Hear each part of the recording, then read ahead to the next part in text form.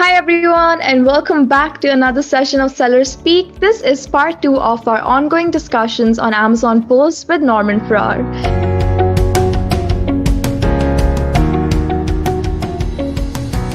So just a quick recap of what happened in the previous session. In the previous session, we learned that Amazon posts can do so much for your business. It's basically free advertising, and it also helps with your organic listing.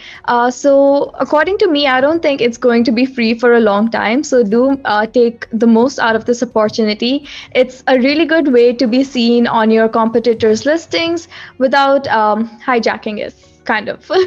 So Amazon Post, again, is a very effective way to advertise your products out there, get a brand following, and to get a free visibility for your products. In this session, we will be learning how to optimize them and how to use Amazon Posts effectively for your business. So just a caution there is a lot of do's and don'ts and policies and regulations when it comes to Amazon Posts. So do check that out in the description below, and let's get started with our session. All right, so let's move ahead with our presentation. Okay, so let's talk about the content. What type of content can you put in? This is really surprising. So polished photos. So if you're in a photo shoot and you're doing like with a good product photographer, it's great. It looks great on your slide deck. It looks good for marketing. You might want to throw it on social media. But for us, this is probably one of the lower engagement type of photos. So people don't really engage with these photos, which is really interesting because I would have thought that product photography, really beautiful product photography, would get engagement. It's one of the lowest, but still use it because you always want, this is exactly like social media. You want to mix up the content. If you're only putting out published content or polished photos, or if you're only putting out unboxing photos, then you're missing out because you'll really not know what brings in the most engagement, as well as you want to just mix it up because people get bored of just a single type of content. So these are two different kinds. Candid shots, these really horrible, ugly, terrible, unlit, unfocused shots, and unboxing shots, they do the best. And I think it's because people trust those photos as they're real and they're not polished and they're not, so I have no reason why, but these product shots do great. Matter of fact, with some of these knives, I think it was the guy pulling it out of the sheath, that did fantastic. And then the one below it, this is, I think it's a Dowstrung photo, but just a person holding that knife, that could give you a lot of reviews. Now, the one up above, the candid product shot, and you've got multiple knives there, that's good because it shows that you sell multiple types of knives.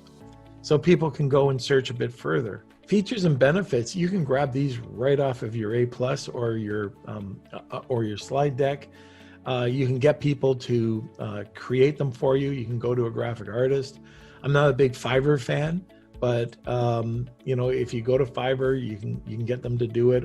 I like using a real graphic artist. Well, I shouldn't say that. People on Fiverr are real graphic artists, but I just like going to graphic artists that, how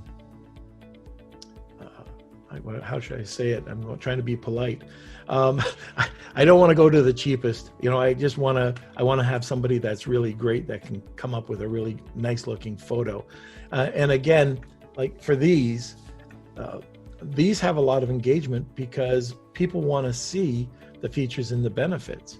And you can do it very subtly.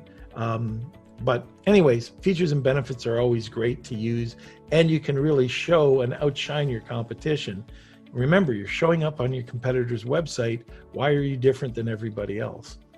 Lifestyle is another big one.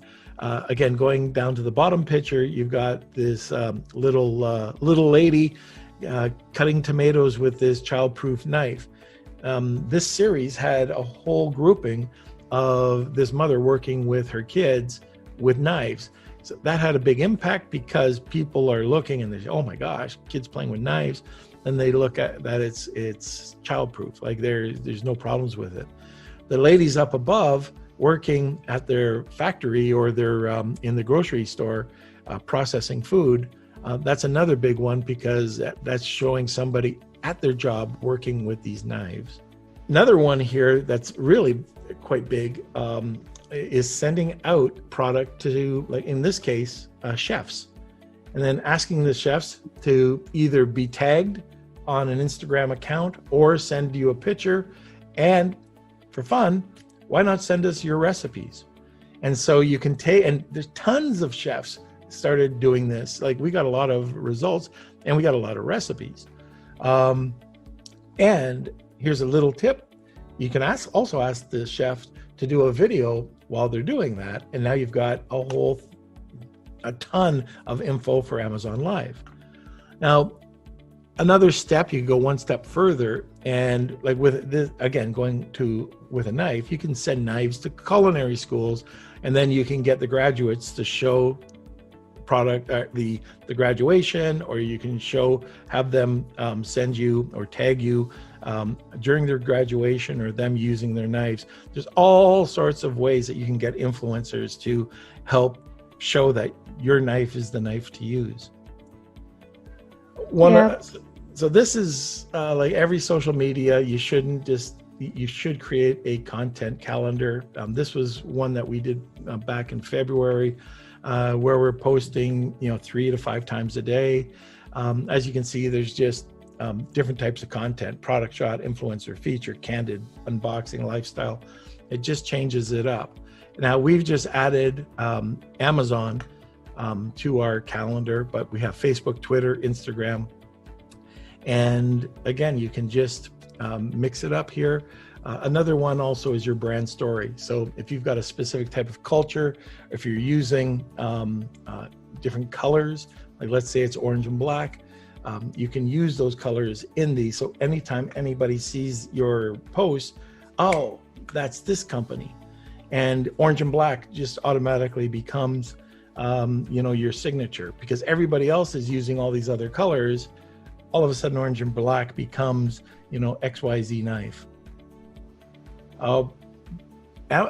Amazon put together, it's an okay report. It shows the date that it's created. It shows the status of it, whether it's live.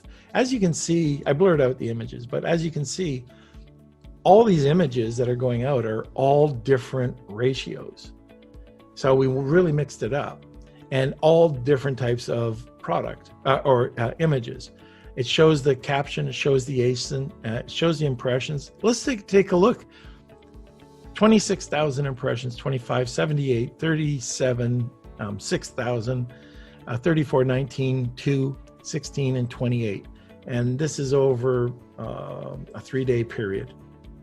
So I don't know about you, but one of the things we do with PPC is surround the listing. So we were talking about psychology just before this, but psychological, like when you're looking at an image or a customer's looking at it, and if you can surround your image, they'll look at your organic listing. A lot of people don't want to buy sponsored, so they'll go in and buy the organic.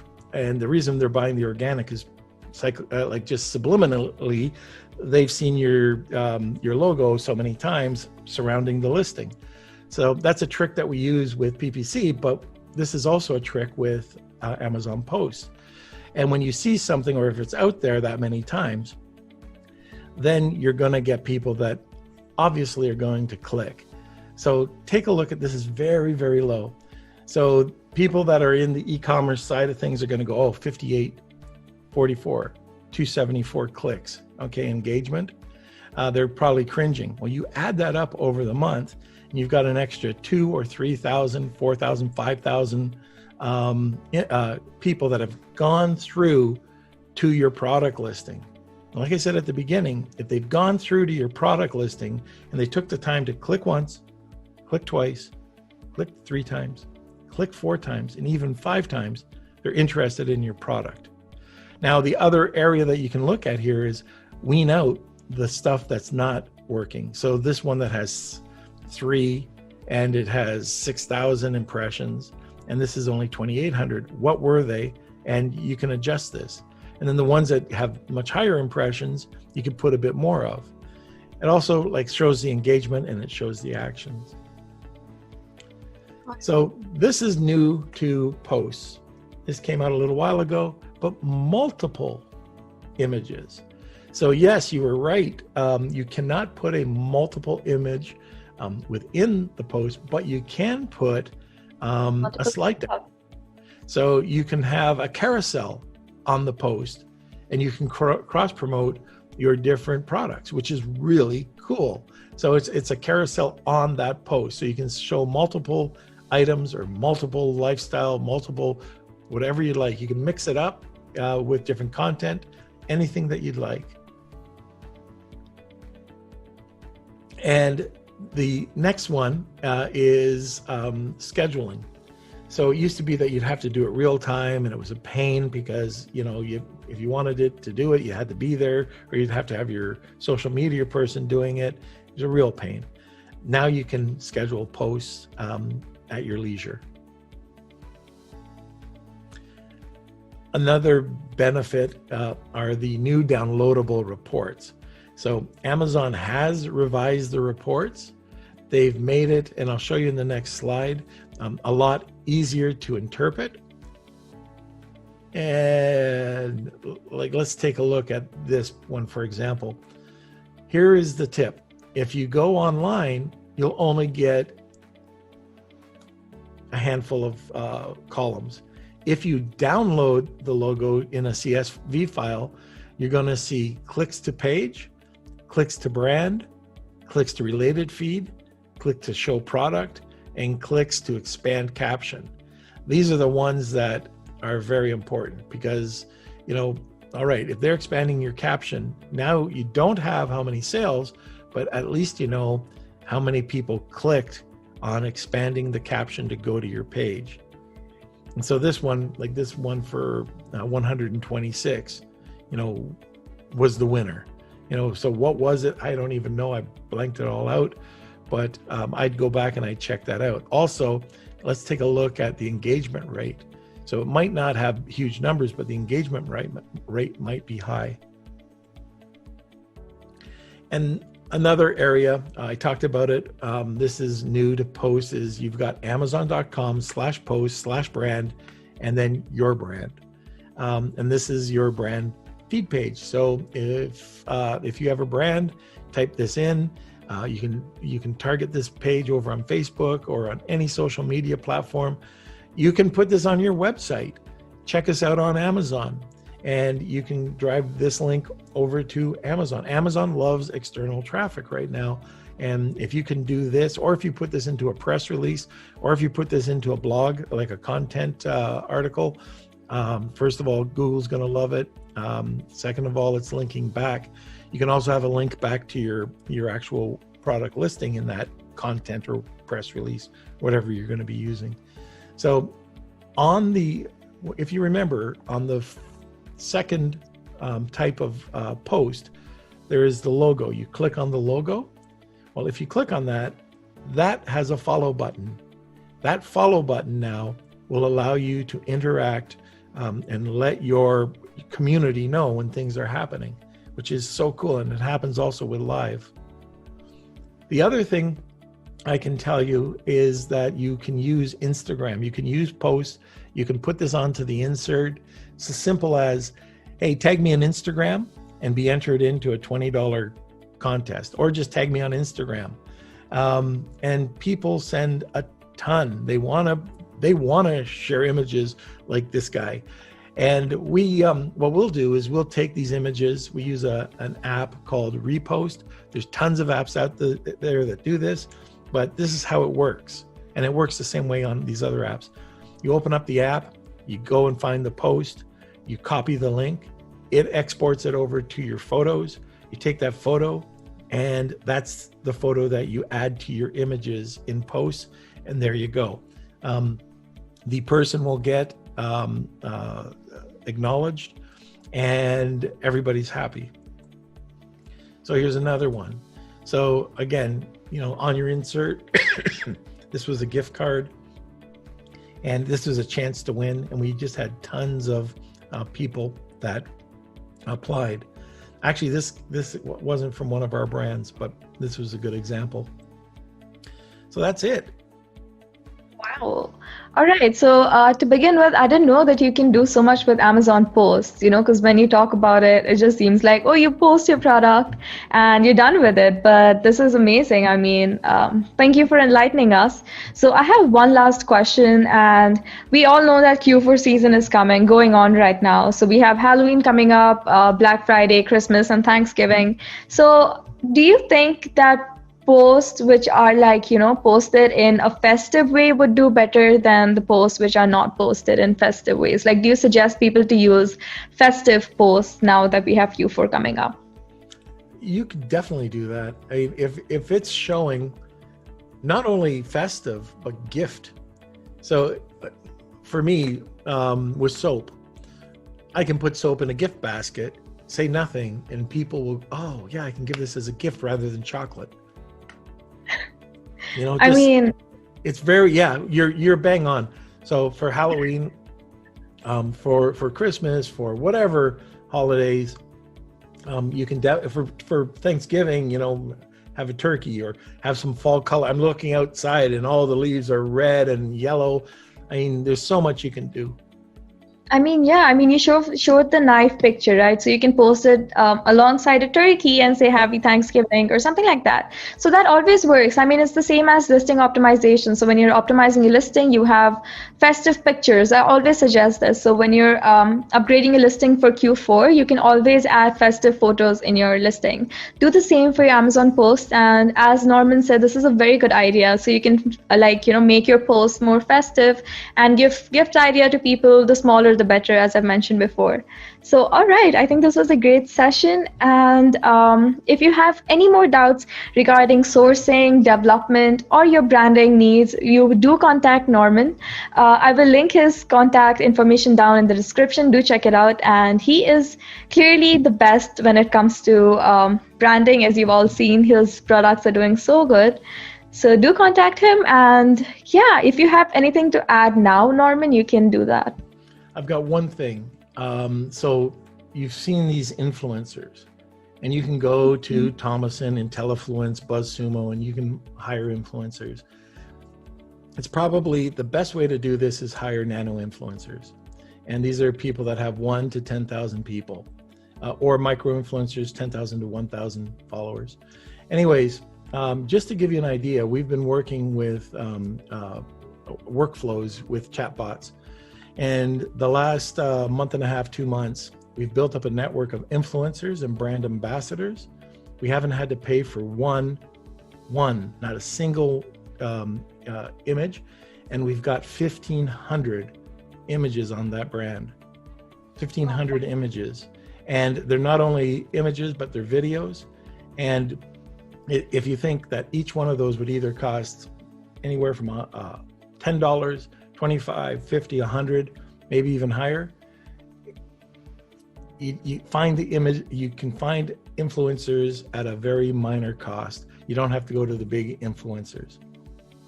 Yes. And the thing with big influencers is also are they really loving your product? So I'm sure that people can make out the difference if a person genuinely loves your product or if someone's just holding your product to make some money. So right. Real seller stories or real stories will obviously get you more brands. The one that you showed, when a product out of the package, what was it called? Unboxing product pictures, those always do really well because I personally as a shopper do the same. So whenever I go to reviews and if I see a open product picture, that's how I know that this is the reality. This is what I'm going to get, because sometimes listing pictures lie. So that can be a great testimonial for you. You can even use that in your listings as well. So thank you for such a product. Buy your own product because you don't know how it lands. And I've I've bought product where somebody said, oh, you got a beard. They sent me a gift. They sent me a beard brush and beard balm. I got it. I was on a podcast. I go, oh, this is cool. the beard brush smelled horrible. It was horrible. The burlap bag smelled like it came from a barn. And then when I put on the beard wax, okay, the beard balm it's called, I went upstairs and I gave my wife a hug and she goes, "Why do you smell like that?" And I go, "What are you talking about?" She goes, "Something smells horrible." It was the wax. I couldn't smell it, but the wax was rancid. So buy your own product because you think that your product is going to go out perfect. And if the person's not experiencing the perfect customer experience, you're going to get poor ratings and you're going to wonder why you're not getting resales. Yep. And as I've mentioned this before, FBA warehouses, we don't know what conditions they are in. So depending on your product shelf life and how they're doing in certain climates, can definitely make a difference to customer experience as well. Right. So look out for that. Order your product every 4 or 5 months. Perfect. Yeah. Yep. All right. So this was really informative. Thank you so much, Norman. This was such a pleasure talking to you. Thank you for coming on SellerSpeak. Oh, well, thank you. Right. And for those of you who are watching right now, do not forget to like this video and do subscribe to our channel for more quality content. Do leave all your questions and doubts and worries in the comment section below and we will take care of them for you. Do check out SellerApp's free tool and we will help you scale your Amazon journey. Until next time, bye-bye and stay safe.